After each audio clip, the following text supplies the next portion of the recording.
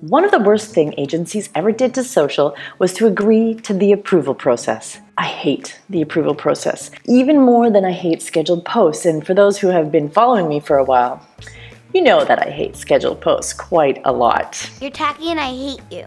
So for those of you who either equally hate approval processes or are wondering, what the heck is wrong with the approval process? Isn't it good? I give to you 10 things I hate about approval processes. My name is Tara, and this is Truly Social.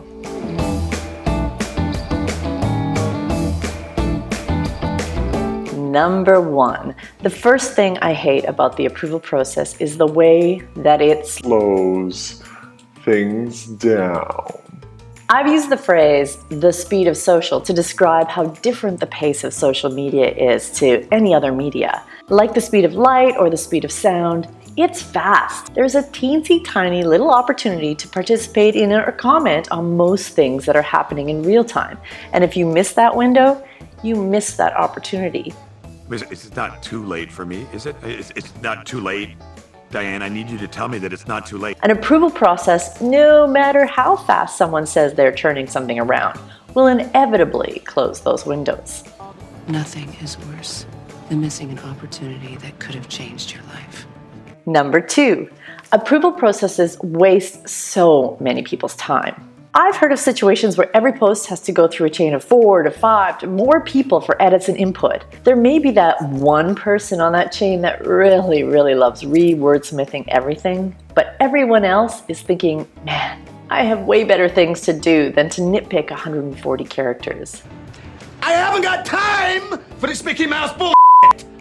If you don't trust the people that you've hired to know how to handle themselves on social, you have a much bigger problem. Number 3, approval processes put everybody on edge. This is probably the worst part of these processes of all. Social is supposed to be fun and creative and inventive and engaging, and we're supposed to build on each other's ideas. But once you get in the cycle of abuse that is approvals, you start questioning everything. You go from how can I be more engaging and creative to being nervous about Oxford commas.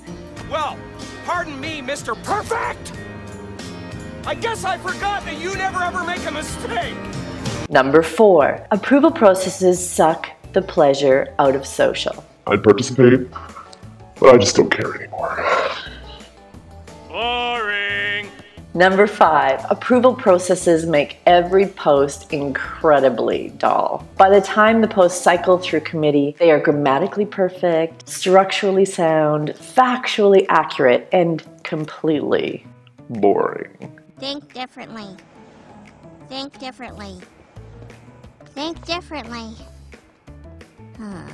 Number 6, oh, and then there's the fact that approvals also remove any human voice from social. Professional isn't a tone that works on social, by the way. It's distant and not vulnerable and not warm and human. We can't let personal feelings interfere with our work. Number 7, approval processes bring out the worst in people. In practically every language, there are dozens of ways that you can say the same thing. And somehow, approval processes tend to get stuck in the minutia of all of those versions. Every time. I don't know, like, what happens, why? I don't know what we're yelling about. Number 8, approval processes miss the bigger picture. From minutia to myopia, too many people stuck in the cycle of approvals focus on the details at the expense of the broader mission and vision. They bog people down in that doesn't matter when they could be spending that time on things that really do make a difference. You can't see the forest for the tweets.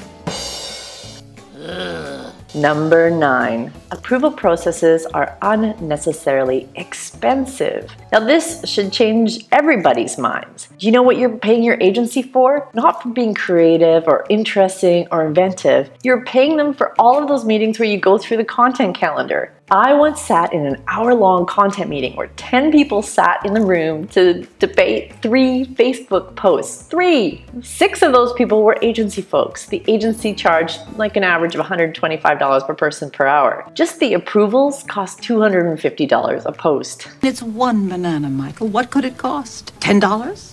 And finally, number 10, approvals erode trust, deter spontaneity, and are decidedly antisocial. Rarely do approval processes add any real value to social, and more often than not, they detract value from it. And for those of you who say, well, approvals help catch errors. Social isn't print. If you post something with a typo, you can either edit it or delete it and post it again. What's more important is to, number one, hire smart, savvy people who are good at social, have good grammar, who can write, and who you can trust with this very intimate tool. Number two, use frequent editorial meetings with the entire team to get on the same page when it comes to the tone and voice and language used. Number three, get the social team involved deeply in multiple aspects of your company and operations so that they get a steady stream of input on how to represent the brand online. Number four, make sure that you're measuring the feedback that matters, that from your followers and customers, and grow and improve with it. And number five, have fun with social, engage your audience, and focus on conversations and building relationships. If you want to be truly social, you need to shed the legacy processes and open yourself up to experimentation and making mistakes more. You may end up with a few grammatical errors here and there, but I guarantee you'll also end up winning more followers in general. Speaking of winning followers, I hope I've won you. Please subscribe and click the bell. That will notify you when I publish new videos, which come out every week. My name is Tara, and this has been Truly Social.